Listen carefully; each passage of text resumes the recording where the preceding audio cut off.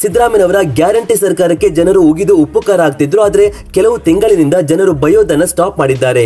ಅದಕ್ಕೆ ಈ good news ಕಾರಣ. ಇದರ ಜೊತೆಗೆ ಈ ಗೃಹಲಕ್ಷ್ಮಿ ವಿಚಾರದಲ್ಲಿ ರೇಷನ್ ಕಾರ್ಡ್ ಇರುವವರು ಗೊತ್ತಿಲ್ಲದೆ ಒಂದು ತಪ್ಪನ್ನ ಮಾಡ್ಕೊಂಡಿದ್ದಾರೆ.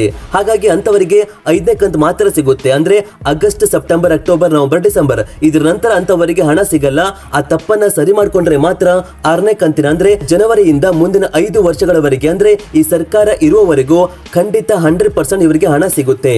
ಆಗಸ್ಟ್ ನಿಂದ ಗೃಹಲಕ್ಷ್ಮಿ ಹಣ ಲೆಕ್ಕ ಹಾಕಿದ್ರೆ ಒಟ್ಟು ಇಲ್ಲಿಯವರೆಗೆ ನಿಮ್ಮ ಅಮ್ಮನ ಅಕೌಂಟಿಗೆ ಅಥವಾ ನಿಮ್ಮ ಹೆಂಡತಿ ಅಕೌಂಟಿಗೆ ಅಥವಾ ನಿಮ್ಮ ಅಕೌಂಟಿಗೆ 10,000 ರೂಪಾಯಿ ಬಂದಿರಬೇಕು.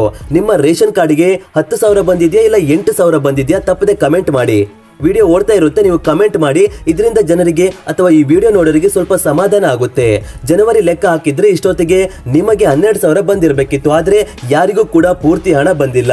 ಜನರಿಗೆ ಈ ರೀತಿ ರಗಳೆ ಆಗಬಾರ್ದು ಅಂತ ಸರ್ಕಾರ ಕೂಡ ಒಂದು ಹೊಸ ರೂಲ್ಸ್ ಮಾಡಿದೆ. ತಪ್ಪದೆ ಈ ಮಾಹಿತಿಯನ್ನ ಎಲ್ಲರಿಗೂ ಶೇರ್ ಮಾಡಿ. ಸ್ನೇಹಿತರೆ, ಈ ವಿಡಿಯೋ ತುಂಬಾ ಇಂಪಾರ್ಟೆಂಟ್ ಆಗಿದೆ. ಗೃಹಲಕ್ಷ್ಮಿ ವಿಚಾರದಲ್ಲಿ ಇನ್ನು 5 ವರ್ಷ ಯಾವುದೇ ಟೆನ್ಷನ್ ಬೇಡ. ವಿಡಿಯೋವನ್ನ ಓಡಿಸಬೇಡಿ, ಸಂಪೂರ್ಣವಾಗಿ ವಿಡಿಯೋ ನೋಡಿ. ಈ ಮಾಹಿತಿಗೆ 1,000 ಆದ್ರೂ ಲೈಕ್ ಸಿಗೋ ರೀತಿ ಮಾಡಿ. ಈ ವಿಡಿಯೋವನ್ನ ಪೂರ್ತಿ ನೋಡಿದವರು ಲೈಕ್ ಮಾಡೇ ಮಾಡ್ತಾರೆ.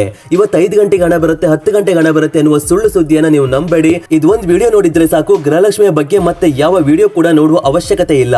ನಮಗೆ ಗೃಹಲಕ್ಷ್ಮಿ ಹಣ ಒಂದ್ ಕಂತು ಕೂಡ ಬಂದಿಲ್ಲ ಅಂತ ಕಮೆಂಟ್ ಮಾಡ್ತಾರಲ್ಲ, ಅಂತವರ ಬಗ್ಗೆ, ಗೃಹಲಕ್ಷ್ಮಿಯ ಮುಂದಿನ ಕಂತಿನ ಹಣದ ಬಗ್ಗೆ, ಗೃಹಲಕ್ಷ್ಮಿ ಸ್ಕೀಮ್ಗೆ ಮುಂದೆ ಹೊಸ ರೂಲ್ಸ್ ಮಾಡಿರೋ ಬಗ್ಗೆ, ಗೃಹಲಕ್ಷ್ಮಿ ಅರ್ಜಿ ಮತ್ತೆ ಹಾಕಬೇಕಾ ಬೇಡವ ಎನ್ನುವುದರ ಬಗ್ಗೆ, ನಮಗೆ ದುಡ್ಡು ಬಂದಿಲ್ಲ ಎನ್ನುವರ ಬಗ್ಗೆ, ಸರ್ಕಾರದ ಮುಂದಿನ ಪ್ಲಾನ್ಗಳ ಬಗ್ಗೆ, ಇನ್ನು ಎಷ್ಟು ಕಂತು ಕರೆಕ್ಟ್ ಆಗಿ ಬರುತ್ತೆ ಅದರ ಬಗ್ಗೆ, ಒಟ್ಟಿನಲ್ಲಿ ಎಲ್ಲಾ ಡೌಟ್ ಈ ವಿಡಿಯೋದಲ್ಲಿ ನಿಮಗೆ ಕ್ಲಿಯರ್ ಆಗುತ್ತೆ. 2-3 ದಿನಗಳ ಹಿಂದೆ ಕೆಲವರ ಅಕೌಂಟಿಗೆ 6,000 ಬಂದುಬಿಡ್ತು. ಆದ್ರೆ 90% ಜನರಿಗೆ ಈ ವಿಚಾರ ಗೊತ್ತೇ ಇಲ್ಲ. ಈಗಲೂ ಕೂಡ 6,000 ಬಂದವರ ಹತ್ರ ನಿಮಗೆ ಗೃಹಲಕ್ಷ್ಮಿ ಹಣ ಬಂತ ಅಂತ ಕೇಳಿದ್ರೆ ₹1 ಕೂಡ ಬಂದಿಲ್ಲ ಅಂತ ಸುಳ್ಳು ಹೇಳ್ತಾರೆ. ಆದ್ರೆ ಅವರ ಬ್ಯಾಂಕ್ ಪಾಸ್ಬುಕ್ ಚೆಕ್ ಮಾಡಿದ್ರೆ ಒಂದೇ ಸಲ 3-4 ಕಂತು ಒಟ್ಟಿಗೆ ಹಣ ಬಂದಿದೆ. ಒಟ್ಟು 6,000 ರೂಪಾಯಿ ಬಂದಿದೆ. ನಿಜವಾಗ್ಲೂ ಜನರು ಈ ಗೃಹಲಕ್ಷ್ಮಿ ಹಣ ಬಂದಿರೋ ವಿಚಾರದಲ್ಲೂ ಕೂಡ ರಾಜಕೀಯ ಮಾಡ್ತಿದ್ದಾರೆ. ಇನ್ನೊಂದು ವಿಚಾರ ಏನು ಅಂದ್ರೆ, ಜನರು ಗೊತ್ತಿಲ್ಲದೆ ಒಂದು ತಪ್ಪನ್ನ ಮಾಡ್ತಿದ್ದಾರೆ. ಆ ತಪ್ಪಿನಿಂದ 5ನೇ ಕಂತಿನ ಹಣ ಬಂದಿದ್ರು ಕೂಡ 6ನೇ ಕಂತಿನ ಹಣ ಬರಲ್ಲ.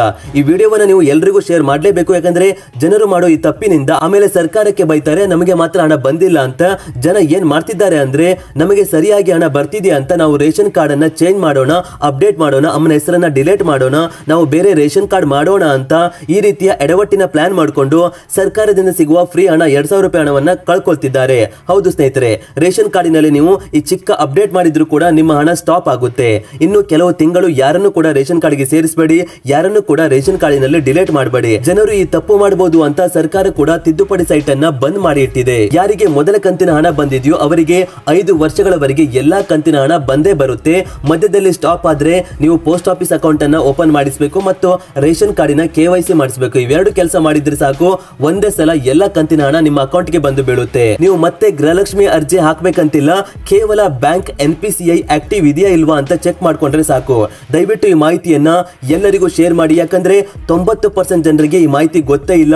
ಕೆಲವರು ಪ್ಲಾನ್ ಮಾಡ್ಕೊಂಡಿರ್ಬೋದು ರೇಷನ್ ಕಾರ್ಡಿನಲ್ಲಿ ಡಿಲೀಟ್ ಮಾಡಬೇಕು, ಸೇರಿಸಬೇಕು ಅಂತ. ಅಂತವರಿಗೆ ಈಗಲೇ ಈ ವಿಡಿಯೋವನ್ನ ಶೇರ್ ಮಾಡಿ.